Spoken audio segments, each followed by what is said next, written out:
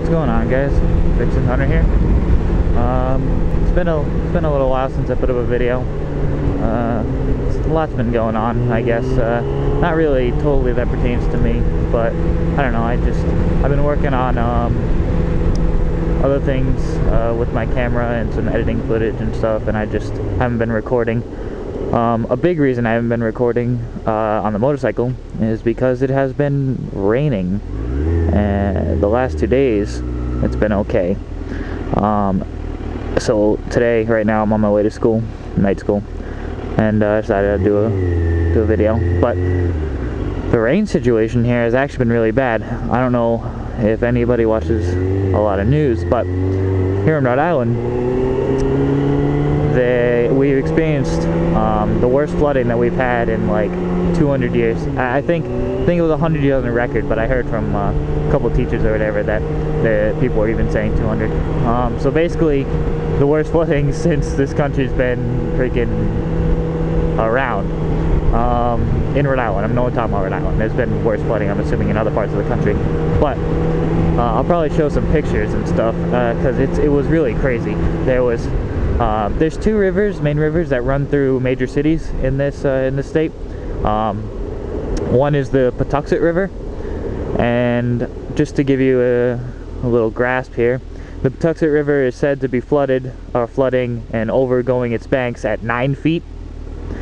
Well, it rose to 21 feet, so that's 11 feet over what's flooding. Streets, parts of highways were totally underwater, submerged.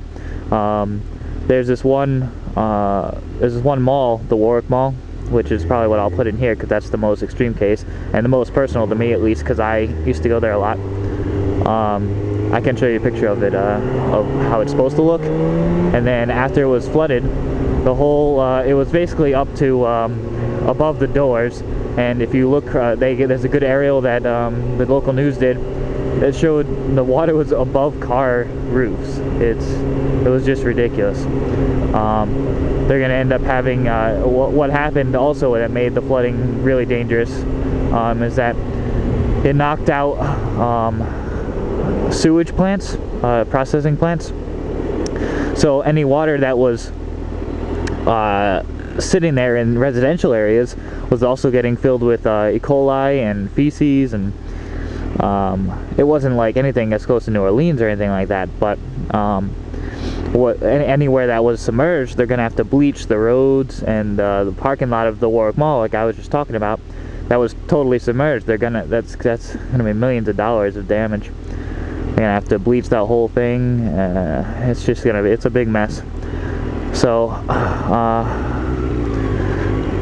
a lot of areas. I live in northwestern Rhode Island. We didn't really get affected by flooding. We're at the higher point of the state. But anywhere, if you were trying to get anywhere, you had to figure out what roads were even open. And a lot of the major cities, two major cities, Warwick and Cranston, were basically totally cut off. It was really bad.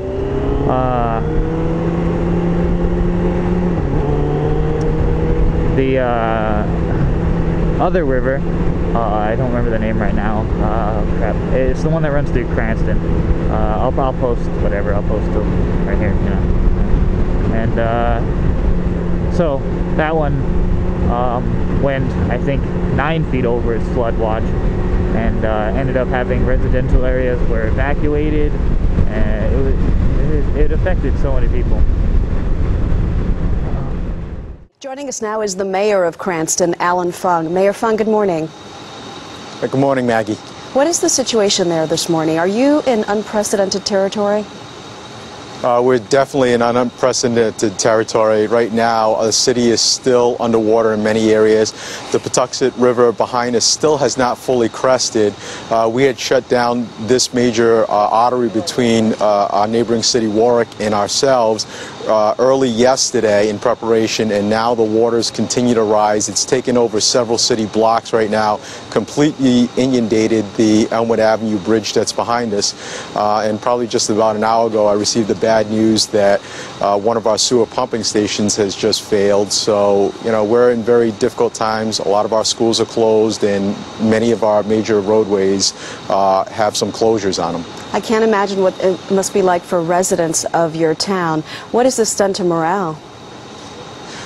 It's really frustrating. There's a lot of anger out there. People are just frustrated because it's their homes, and we certainly understand it's taxing on a lot of our police, fire, public works or resources. Our public works department has been open 24 hours for 2 straight days now. Our fire rescue, as of yesterday, we're still evacuating people from their homes. At last count, we're probably up to 130, close to 140 homes that we've evacuated throughout the city. So it's definitely some challenging times, taxing from all fronts, from residents to many of my workers as well. I know that FEMA is coordinating relief efforts, and the president has authorized an emergency declaration for your